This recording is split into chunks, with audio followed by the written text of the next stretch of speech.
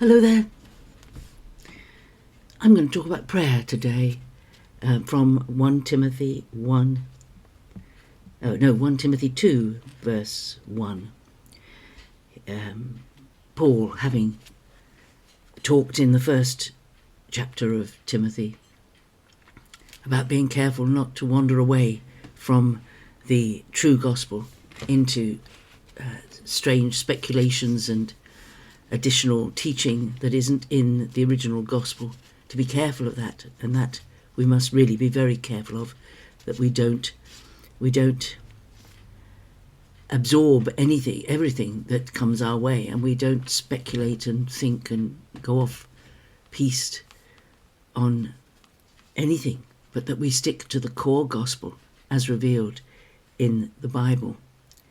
But then in chapter 2 he says, "First of all then I urge that supplications, prayers, intercessions and thanksgivings be made for all men, for kings and all those who are in high positions, that we may lead a quiet and peaceable life, godly and respectful in every way."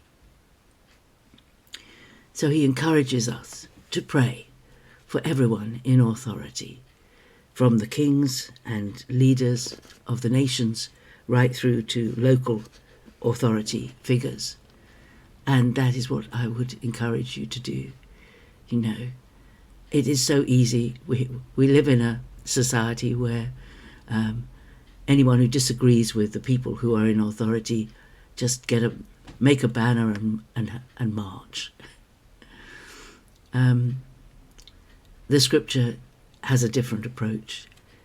It says to pray and pray, and give thanks for those who are in leadership. Give thanks for them, pray for them, encourage them, and treat them respectfully.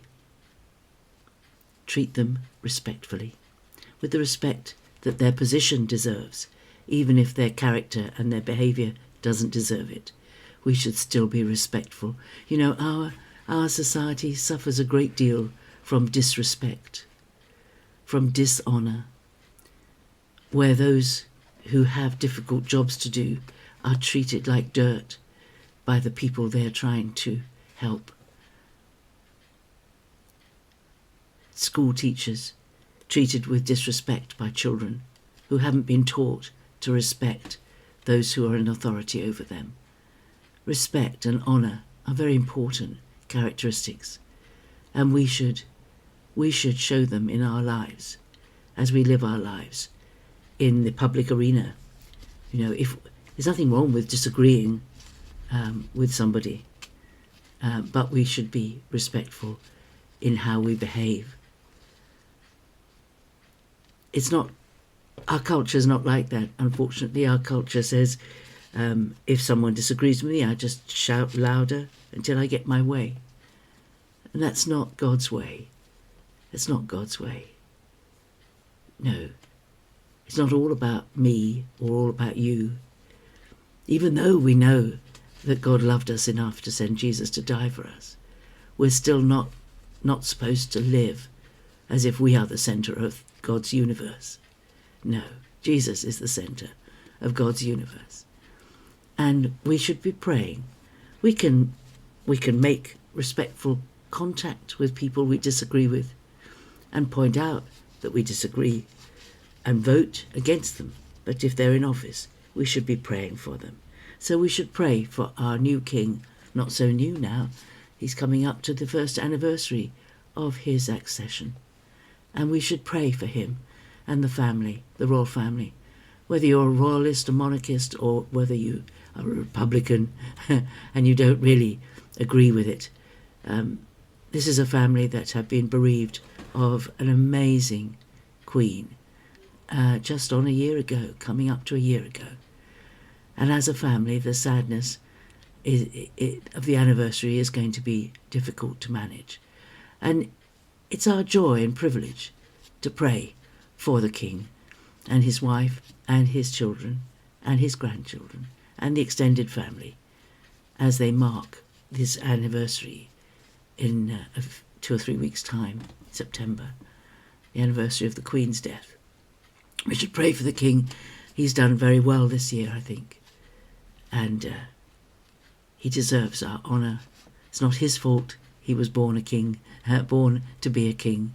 And there's a lot that this country owes to the stability of being a monarchy has brought to us when we compare it with the instability of so many countries in the world that have overturned monarchy in favour of another system and have had coups and civil wars and terrible situations arise because the stability is not there in the government.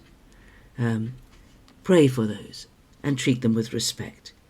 And the reason, so that we may lead a quiet and peaceable life, so that we can serve our God, without any interference, without any difficulty. Now, Paul was writing to Timothy, who lived in a world where the Roman government did not like the Christians. So he was writing in a situation that was not an easy situation. And it was not a situation where there was much peace at times for the Christians. But he still said that they should respect and pray for those who were over them in high positions. That's something to add to our thinking today, that this was not Paul writing in a period of complete peace and freedom for worship. It was not.